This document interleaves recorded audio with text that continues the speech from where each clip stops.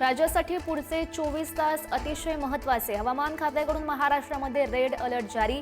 मुंबई, नाशिक, पालघरसह काही भागात पावसाचा रेड अलर्ट. मुसळधार पावसानं सोलापूर शहरालगत वाहणारी आदिला नदी प्रवाहित. नदी शेजारील घरांमध्ये शिरलं पाणी, तर सीना नदीला आलेल्या पुरामुळे महामार्गावरची सर्व्हिस रोड गेला वाहून. अक्कलकोटमधील नदी नाले ओसंडून.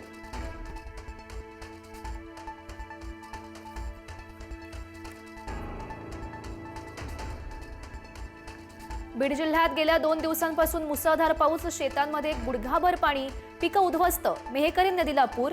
पुंडीगाव पाण्याखाली, तर पुराच्या पाण्यात शेतकरी वाहून गेला. धाराशिवमधील अनेक रस्ते अद्यापही पाण्याखाली. अजूनही काही गावांचा संपर्क तुटलेला. तेरणा धरण ओव्हरफ्लो. नदीकाठच्या नागरिकांना सुरक्षित ठिकाणी हरवलं. तर भूम तालुक्यात नुकसानीला कंटाळून शेतकऱ्याची आत्महत्या.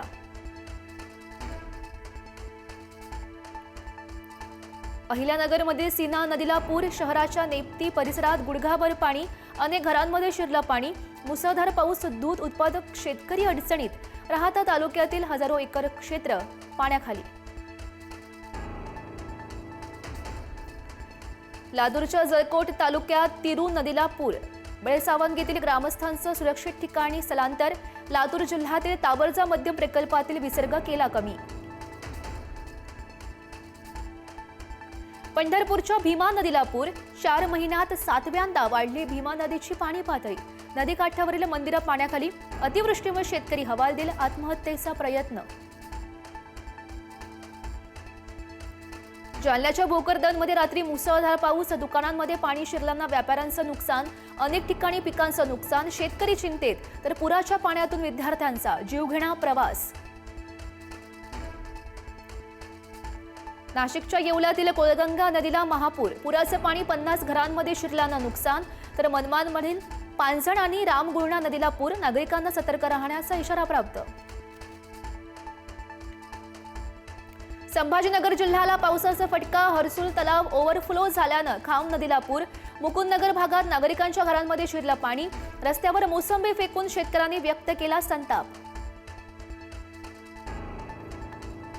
नांदेडमधील पावसामुळे गोदावरी नदीच्या पाणी पातळीमध्ये वाढ. विष्णुपुरी धरणाचे 17 दरवाजे उघडले. पुराच्या पाण्यातून निघाला ब्रह्मोत्सव पालखी महोत्सव. रेल्वे रूळ खचल्यानं गंगाखेड परळी मार्गावरची रेल्वेची वाहतूक मात्र बंद. छत्तीसगडमधील पावसामुळे 6व्यांदा भामरागड तालुक्याचा गडचिरोलीशी संपर्क तुटला. पावसामुळे घर कोसळलं. तात्काळ पंचनामा करून मदतीची मागणी.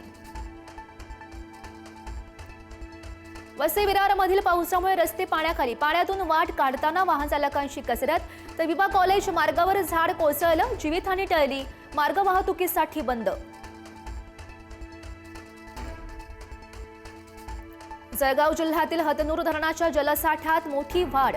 धरणाचे 12 दरवाजे 1.5 मीटरनं उघडले. धरणातून तापी नदी पात्रात 49,000 क्युसेसना विसर्ग. नदीकाठावरील नागरिकांना इशारा.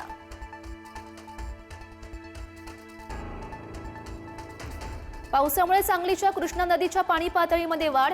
कृष्णेची पातळी 21 फुटांवर. कोयनेच्या धरणातील विसर्गामुळे कृष्णा नदीची पाणी पातळी वाढली.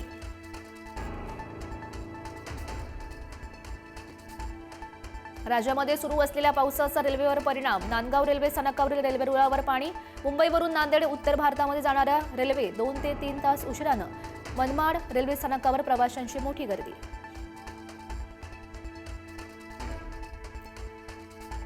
जायकवाडी धरणाचे आपत्कालीन दरवाजे पुन्हा उघडले. गोदावरीच्या नदीपात्रात मोठ्या प्रमाणात पाण्याचा विसर्ग सुरू. जायकवाडीतून 2 लाख क्युसेक्स पर्यंत विसर्ग वाढण्याची शक्यता. मराठवाड्यातील अतिवृष्टीचा मुख्यमंत्र्यांनी घेतला आढावा. नुकसानग्रस्तांच्या मदतीबाबत मुख्यमंत्र्यांकडून अधिकाऱ्यांना सूचना. प्रत्यक्ष फील्डवर राहून काम करण्याचे आदेश.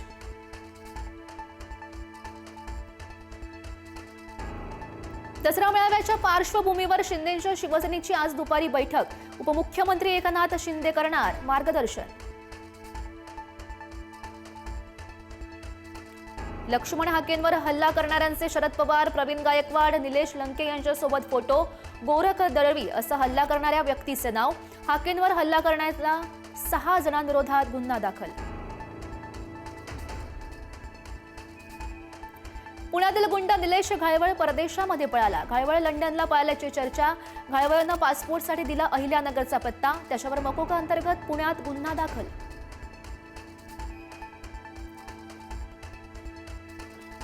अभिनेता विजय थालापतीच्या तामिळनाडूमधील रॅलीत चेंगराचेंगरी. 40 जणांचा यामध्ये मृत्यू. मुख्यमंत्री स्टॅलिन यांच्याकडून 10 लाख भरपाई तर अभिनेता विजय 20 लाख रुपये मदत देणार. आशिया चषक स्पर्धेत आज भारत पाकिस्तानमध्ये फायनल लढत. 41 वर्षांच्या इतिहासात पहिल्यांदाच भारत पाकिस्तान फायनलमध्ये भिडणार. दुबई इंटरनॅशनल स्टेडियमवर रंगणार हा सामना.